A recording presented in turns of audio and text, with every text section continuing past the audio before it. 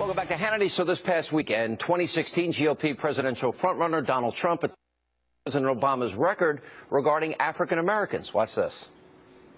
We have an African American president, and the black youth, the African American youth, has essentially almost never done worse. You look at the unemployment in the 50s. You look at African American people that are 30 and 35 and 40 in the height of their strength and lives, and they're doing horribly. President Obama, an African American, has done a terrible job for African Americans. Donald Trump will do a great job for African Americans. I'll bring back jobs to this country from China and many other places, and I'll let people work and make a great living. I will be great for African Americans. And that's not all. Pollster Frank Luntz, while talking about Donald Trump, he told the Political, quote, if he were the Republican nominee, he would get the highest percentages of black votes since Ronald Reagan in 1980. Frank Luntz joins us to explain more. Also, Fox News political analyst Juan Williams. You know, Tavis Smiley was on this program. We were just talking about it, and he told me that, hey, Obama's been horrible for the black community. Well, Smiley's book is fantastic, and I urge readers, whether or not they agree with him politically. Viewers. I urge viewers to purchase the book, and then you can read it. What's interesting about Donald Trump is that he does get people to take a look at him who normally would not ever look at a Republican. I think he could get up to 20% of the African-American vote, not because of where he stands, but because of who he is. No. They love his persona. Maybe his persona, New York, tough, but also he's going to build a wall. That means less competition for jobs. And, you know, who's been hurt most by Obama's policy? Inner city America. And that's why working class voters, people just below the mean in this country, are taking a look at him that would never look at a Republican. Can he get Pennsylvania? Can he take Michigan? I think both. No, I don't believe so, but I believe you look at Ohio, you look at Florida, you look at Colorado, you take those three states and North Carolina, you will. Right. I think Pennsylvania has always been a bridge too far. Republicans have talked about that, and Michigan, and they've never come into play. But they still have elected, and Michigan has elected, Wisconsin has elected Republican governors, and Pennsylvania has elected Republican senators. But not presidential candidates, and so much money gets wasted there. We need to focus on what the facts are. I don't think we really competed for Pennsylvania in the last cycle the way we should have. What do you think, Juan? Well, I mean, let's come back to Trump. I think that's the central issue here. If we're talking about Trump and black voters, I just don't see it. I mean, I remember Trump put out a tweet. He said, you know, black people were the ones who were killing white people. Way wrong on the statistics. Obviously, most whites who die. He was talking about black on black crime. But he's also a guy who, remember, who's going to have the meeting with the black ministers. And guess what? He gets in the meeting. He can't even hold a press conference afterwards because everything comes apart. Trump, it seems to me. That's not what happened. That's not what happened. So let's look at the numbers. Let's look at, in Frank Luntz's world, let's look at the numbers. Quinnipiac in December had 88% of African Americans saying Trump does not care about people like me.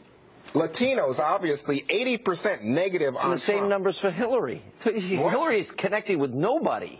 It's not true about Hillary. That is true about Hillary. You think most people think of blacks think Hillary is and I also think that 60% of Americans think she's a liar and dishonest. But Juan, what you have to look at is whether they would consider. I think you would agree that Trump opens up voters that otherwise would not consider voting for Republicans, that there are people who his trade message, who his immigration message. But Sean, here's the point, and I'm going to get both of you angry.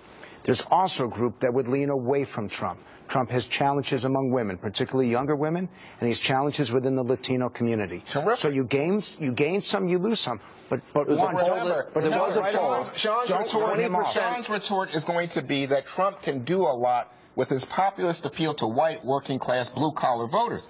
That kind of appeal, you can is going to have a negative reverberation, Frank, among black and Latino voters. No, I disagree. Not if the African-American voters feel that the system is working against them, which they do, if they feel that the elites don't listen to them, which they do, and Trump's a fighter. And they're looking for someone to stand up and say what they mean and mean what they say. Yeah, they're fed up with politicians. If you make a racial appeal, if it becomes that, you know what, I'm driving to get out a proportion of white voters who may not have come out for Romney, may not have come out for McCain. That's not what Trump is doing. Yeah, I think that's what Trump is doing. But I think you're missing a very key point here. 95 million Americans out of the labor force, 50 million in poverty, 46 million on food stamps. And what he's saying is competition will be reduced. I'm going to build a wall. Illegal immigration will be greatly reduced, if not completely eliminated.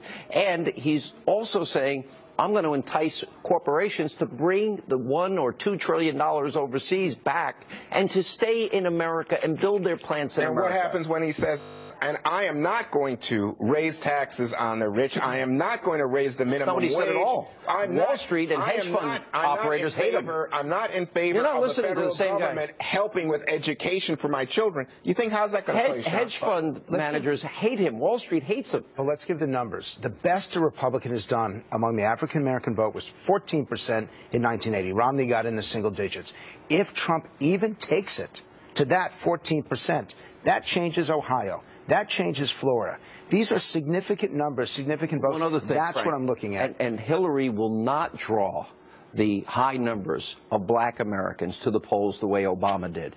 I don't think she has any connection with any particular constituency where they're that motivated to think, oh, thank God Hillary's running. Nobody, if anything, they just don't like the Republicans. You should check with Bernie Sanders, because guess what? After Iowa and New Hampshire, which are now very close, there's no question the black vote is Hillary Clinton's. And they'll come out in the same numbers as they did for Obama? Oh, I think right now, especially if you get Trump or Cruz. You're dreaming. These were historic elections. The first black American elected president. You're exactly right. I don't think you're going to see those numbers. I'm just telling you, this is what I'm talking about with the appeal to white working class. It'll fire up the black vote. But the African-American vote did not turn out in off-year elections. They did not turn out when Barack Obama was not on top of the ticket. Correct. These are the numbers. We have to be honest with the American people. We have to show the strengths and the weaknesses of all these candidates. All right. Trump is going to appeal to people that have never voted Republican. We've got to leave it there.